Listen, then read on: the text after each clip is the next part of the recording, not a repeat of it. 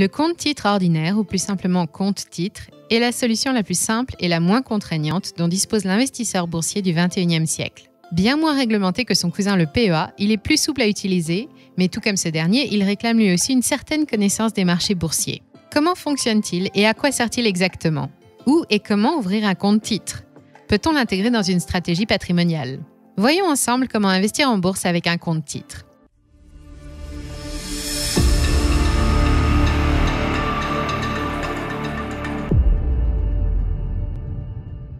Un compte-titre est un portefeuille virtuel dans lequel sont logées vos valeurs boursières, vos actions, vos obligations, vos bons ou parts d'OPCVM, les organismes de placement collectif en valeurs mobilières, et de nombreux autres instruments financiers. Avant le 2 mai 1984, tout nouveau propriétaire d'une action ou d'une obligation se voyait remettre un titre physique, imprimé sur du papier, échangeable et valorisable à tout moment. Mais la croissance économique qui a suivi la Seconde Guerre mondiale ayant entraîné une hausse régulière du nombre d'entreprises cotées en bourse, le système devenait chaque année plus coûteux et compliqué à gérer. La dématérialisation a donc sonné le glas du papier et entraîné sa disparition. Les titres imprimés ont été remplacés par des suites de numéros et des commandes informatiques logées dans des portefeuilles numériques. Bien à l'abri sur les serveurs des banques, ils y sont en principe plus en sécurité que dans un traditionnel coffre-fort. Détenir au moins un compte-titre est donc devenu indispensable pour toute opération boursière. Pas de compte-titre, pas d'accès au marché financier. Voyons plus en détail comment fonctionne ce portefeuille 2.0. Pour être opérationnel, le compte-titre doit être rattaché à un compte de dépôt appelé compte espèce, qui représente en quelque sorte la partie porte-monnaie de votre portefeuille numérique. Il est débité à chaque ordre d'achat et crédité à chaque ordre de vente. Il sert également de support au versement de coupons et dividendes ou au prélèvement de l'impôt. Tout particulier peut demander l'ouverture d'un compte-titre. Il est néanmoins nécessaire d'être titulaire d'un compte de dépôt ou d'en ouvrir un pour l'occasion. Comme pour toute opération financière, les mineurs et les personnes sous tutelle doivent bien sûr être représentés. Pour le reste, la liberté est totale. Absolument toutes les valeurs boursières sont éligibles au compte-titre. Le nombre de comptes-titres détenus, d'ordres d'achat et de vente, de versement ou de retrait est illimité. Le compte et le portefeuille qui est rattaché sont transférables d'une banque à une autre et en principe n'entraînent pas de frais à l'ouverture ni à la fermeture. Enfin, il est possible d'ouvrir un ou plusieurs comptes-titres individuels, joints en indivision à 3, 6 et même plus, et d'en démembrer la propriété. C'est la liberté totale au sens propre. Alors, où et comment ouvrir un compte-titre? C'est aussi simple et rapide que d'acheter un véritable portefeuille dans un magasin. Vous pouvez ouvrir un compte-titre et accessoirement le compte de dépôt qui l'accompagne auprès d'une banque, par exemple la vôtre, ou d'un courtier en ligne, par exemple Boursorama. Leader historique de l'information boursière depuis le milieu des années 90, la filiale de la Société Générale propose entre autres placements, l'ouverture d'un ou de plusieurs comptes-titres directement depuis chez soi. Si vous êtes déjà titulaire d'un portefeuille de valeurs, sachez que vous pouvez le transférer rapidement et sans frais. Boursorama prend en charge toutes les opérations de transfert depuis un autre établissement. Enfin, la banque en ligne prend soin de sa communauté d'investisseurs, la plus active de France sur Internet, en lui offrant un service clientèle performant et de nombreux outils pédagogiques pour s'initier ou se perfectionner aux techniques boursières. Enfin, sa position dominante lui permet de proposer des tarifs intéressants, adaptés à chaque profil d'investisseur. À partir de 1,99 € par ordre de bourse pour les plus actifs et droits de garde offerts à tous et toutes. Le compte s'ouvre d'un simple clic, directement en ligne et sans aucun frais. Pour en savoir plus sur l'offre compte-titre de Boursorama, suivez simplement le lien dans la description de la vidéo. Car oui, la détention d'un compte-titre a un coût. Et 2 postes de dépenses sont à considérer. Tout d'abord, la fiscalité, et ensuite, les tarifs applicables aux opérations de bourse et au fonctionnement du compte. La fiscalité est simple, elle est pleine et entière.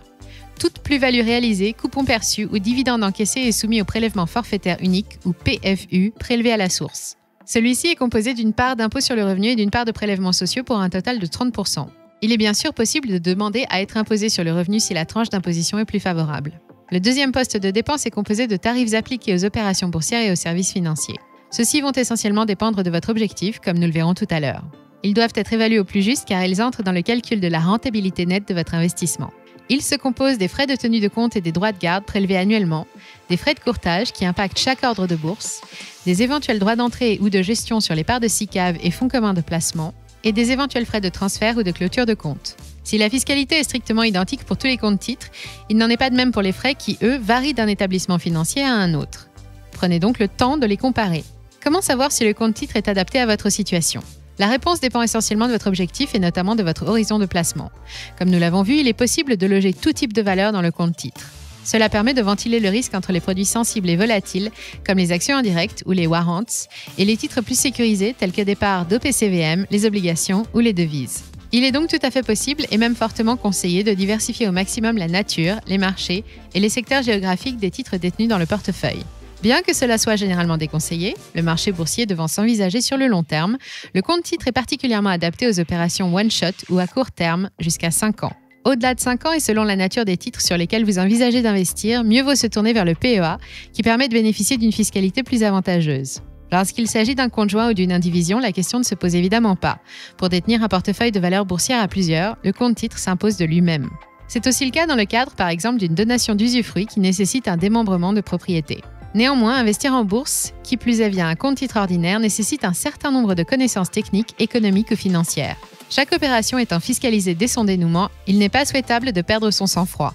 En cas de doute ou de renversement de tendance, sa gestion peut être déléguée à un professionnel de la finance comme votre banquier, un notaire ou un gérant de patrimoine.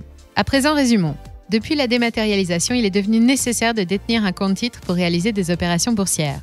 Tout le monde peut en ouvrir un, voire plusieurs auprès d'une banque, d'un courtier en ligne ou de tout autre intermédiaire agréé. Voyons à présent les avantages et les inconvénients du compte titre. Ce que l'on aime dans le compte titre, la liberté, il n'y a aucune limite ni restriction au versement, retrait, nombre d'opérations, nombre de titulaires, durée de détention, nombre de valeurs, solde du compte espèce ou montant du capital investi. Le suivi. Associé à un compte de dépôt dédié, il permet de suivre au plus près toutes ces opérations. La possibilité d'en confier la gestion à un professionnel de la finance en cas de doute ou d'incertitude sur les marchés. Et enfin, absolument toutes les valeurs peuvent y trouver leur place, y compris les moins risquées. Cela autorise donc toutes les stratégies de diversification. Ce que l'on aime moins, c'est la fiscalité. En contrepartie de toutes ces libertés, chaque opération de vente est soumise à 30% d'impôt au titre du PFU. Si vous voulez en savoir plus sur le fonctionnement du compte titre ou si vous avez décidé de vous lancer, vous pouvez aller visiter les différents forums d'investisseurs de la communauté Boursorama ou la page dédiée au compte titre sur le site internet de la banque en ligne en suivant le lien dans la description. Bien sûr, n'hésitez pas à poser toutes vos questions et à nous faire part de vos remarques et suggestions dans les commentaires. Et si cette vidéo vous a plu ou qu'elle vous a été utile, likez, partagez et abonnez-vous pour de nouveaux avis et comparatifs. C'était Monia Radar, à très bientôt.